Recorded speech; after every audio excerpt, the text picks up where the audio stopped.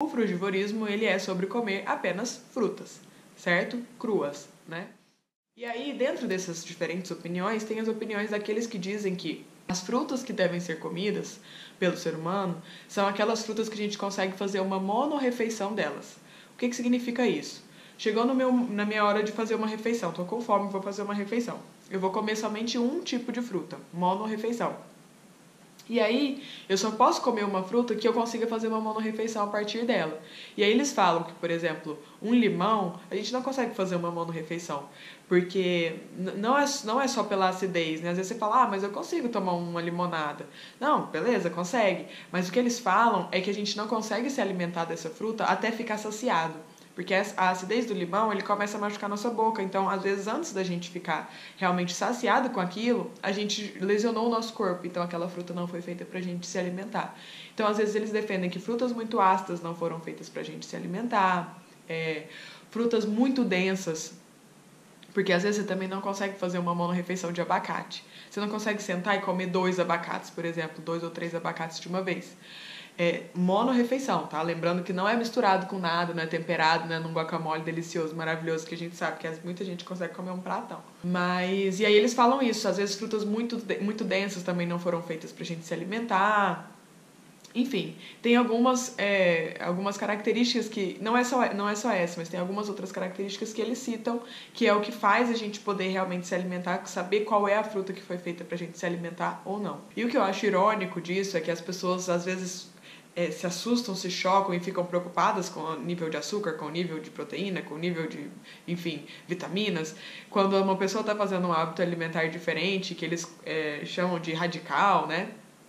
Mas a pessoa não está preocupada com a quantidade de açúcar da sua alimentação de rotina, né? Ela não está preocupada com tanto de açúcar, com tanto de gordura, com tanto de proteína que ela está ingerindo na sua alimentação convencional, que muitas vezes é muito maior e muito mais absurda do que a quantidade do que uma pessoa está comendo, ingerindo frutas, né? Eu acho isso muito irônico, porque é muito fácil de repente você ter opinião sobre essas questões quando você não olha nem para a sua, né? Nem para o seu próprio umbigo. Mas sobre o frugivorismo, eu também já experienciei, já fiz um experimento que foi incrível, que foi muito gostoso e foi uma sensação geral no meu corpo, tanto fisicamente falando, quanto energeticamente falando.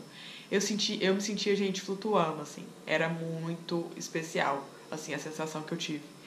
E às vezes as pessoas pensam, nossa, mas você não sente vontade de comer outras coisas? Isso não aconteceu comigo. Enquanto eu estava fazendo o experimento, foi um dos mais fáceis, na verdade. Foi mais fácil do que o crudivorismo, pra te falar a verdade. Eu sentia muita vontade de comer fruta. Eu queria comer fruta. Então eu comia uma fruta e já pensava na hora de comer a outra. Assim, nossa, eu tô comendo essa aqui, mas mais tarde eu tenho certeza que eu vou comer uma daquelas madurinha e tal. E era só isso que eu tinha vontade de comer mesmo. E eu fui muito feliz nesse experimento que eu fiz.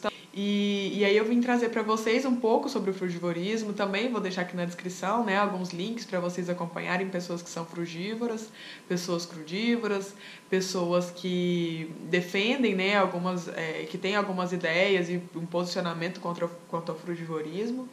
E pra gente se informar mesmo e conhecer só a título de curiosidade, ou quem sabe, se quiser se aprofundar no assunto e quiser experimentar, quiser conhecer, quiser estudar, quiser, enfim, se especializar, quem sabe, né? Aqui no Brasil tem uma pessoa que faz, inclusive, uns retiros só sobre alimentação crua.